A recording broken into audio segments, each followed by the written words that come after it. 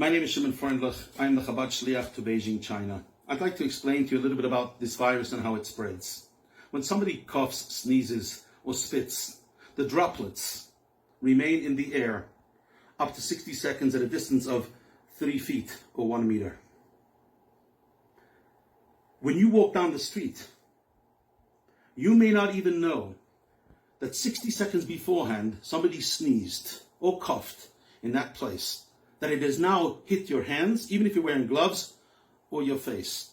It is for that reason when you come home, the first thing you should do is take your shoes off by the front door. Take your coat and leave it at the front door. Before you touch anything else in your residence, go straight to the sink. Wash your hands with disinfectant soap as well as your face. Those are the two areas that are exposed outdoors.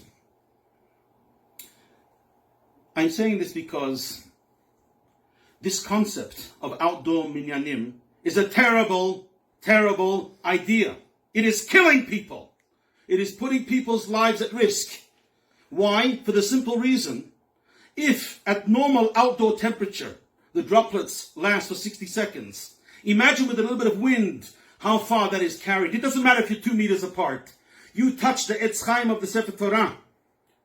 Somebody touched it beforehand and the virus has attached itself to their gloves. You are now going to get it as well. Outdoors, it's impossible for that length of time for a person not to touch their eyes, nose, and mouth, which is how it enters into the body.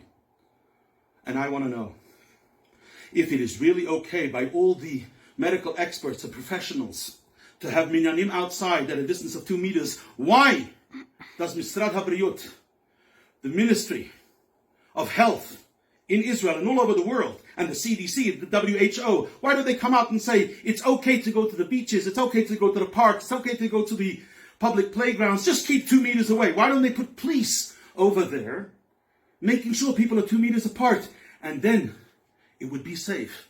They don't do it because it's not practical. If you don't want to take my word for it, why don't you find out from all those people, Rahman al-Islam, that died this week because they attended a Purim party, because somebody wasn't careful, because somebody made a minyan, because it was so important. Halacha is full of the importance of a minyan. Not when it comes to a pandemic, not when people's lives are at risk. People are dying. But somehow, people have to run to this minyan. Everything else, we push aside. Pikuach nefesh docha hakol. The minyan is also included in hakol. And therefore, I implore you to make sure that you do not do anything reckless, irresponsible, and because you want to, you feel like you want to do it. Understand, God could do anything. He created the world something from nothing. He split the sea. Ma'amad Har Sinai. He gave the Torah Mount Sinai. God can take care of this pandemic. But we need to be responsible. We are fighting an invisible enemy. Because you can't see it doesn't mean it doesn't exist. And people say to me, yes, but my rabbi said it's okay. And I want to tell you something. I'm not questioning the knowledge of your rabbi. I'm not questioning his intellect. But I look in this week's parsha, in the Torah.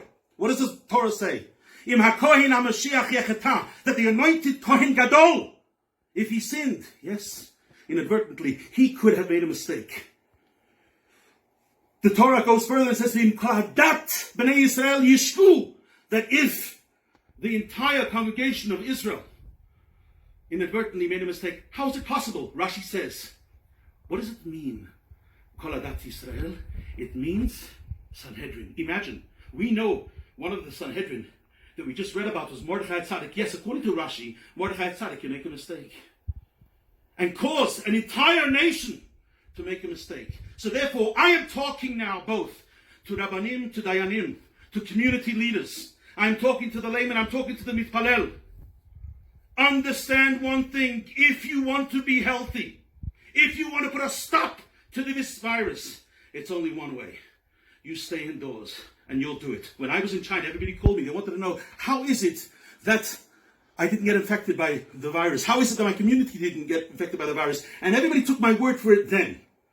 And everybody wrote up in the newspapers why and how this is possible. Because they trusted what I said.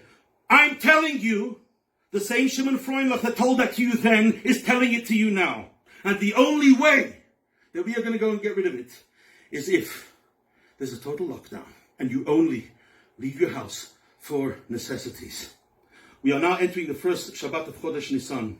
Let it be truly Nisei Nisan, a month of miracles. Take care of yourself, your loved ones, your community, the world today, so that we can have a brighter, more better, revealed goodness tomorrow.